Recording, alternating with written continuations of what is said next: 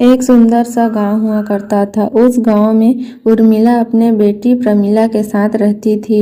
उर्मिला एक विधवा औरत है, उसी कारण उर्मिला सोचती है कि प्रमीला की शादी जितनी जल्दी हो सके उतना अच्छा हो। पंडित जी, मैंने आपको रिश्ता ढूंढने को कहा था ना। मेरी बेटी अब 18 साल की हो चुकी है। उर्मिला जी, मैंने कई जगह रिश्ते की बात कही, लेकिन हर कोई दहेज की बात करता है। पंडित जी, आपको पता ही है हमारे घर में कमाने वाला कोई नहीं है। मैं जो कमा के लाती हूँ उसी से घर बड़ी मुश्किल से चल पाता है।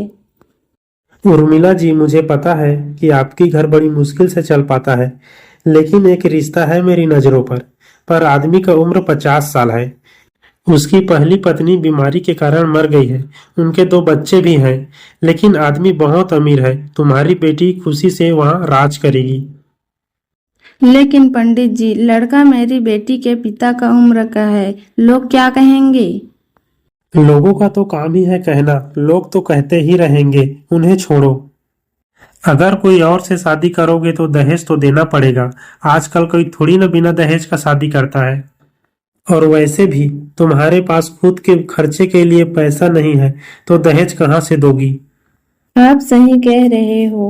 आप बात करके बेटी की शादी जल्दी से करा दो। कुछ दिन में ही प्रमीला की शादी हो जाती है। जिस आदमी से प्रमीला की शादी हुई उनका नाम मोहन था। मोहन सरकारी नौकरी करता था। मोहन का एक बेटा और बेटी था, सुनीता और रोशन। मोहन का एक रोशनी नाम का बहन भी थी। मोहन जितना पैसा कमा के लाता था अपने बहन को ही देता था। उसी वक्त मोहन ऑफिस से आ जाता है। उसके हाथ में कुछ सामान था। वह हर रोज प्रमीला के लिए कुछ न कुछ ले आता था ताकि वह खुश रहे। लेकिन प्रमीला मोहन के साथ बैठने के लिए शर्माती थी, क्योंकि मोहन प्रमीला के पिता की उम्र का था। अरे प्रमीला, मुझे देखकर क्यों शर्माती हो? मैं तो तुम्हारा पति हूँ। अगर तुम मुझसे ऐसे ही शर्माती रही तो घर कैसे चलेगा? तुम अब इस घर की मालकिन हो। जो तुम्हारे मन में आए वो करो।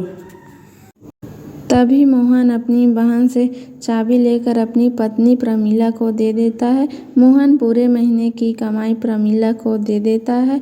उधर मोहन की बहन पड़ोस की सभी औरतों से चुगली करती है। ये प्रमीला जब से आई है घर की मालकिन बनी बैठी है, एक एक पैसे का हिसाब रखती है। कभी मैं अपनी ज़रूरत के लिए पैसे मांगती हूँ, वह पैसे नहीं है बोल के नाटक करती है। बहन, तेरे भैया को भी इस बुढ़ापे में शादी करनी पड़ी थी। देखने में तो उसकी बेटी लगती है। वह शादी ना करके रोशन की शादी करा देते तो तुझे आज कोई दिक्कत ना होती।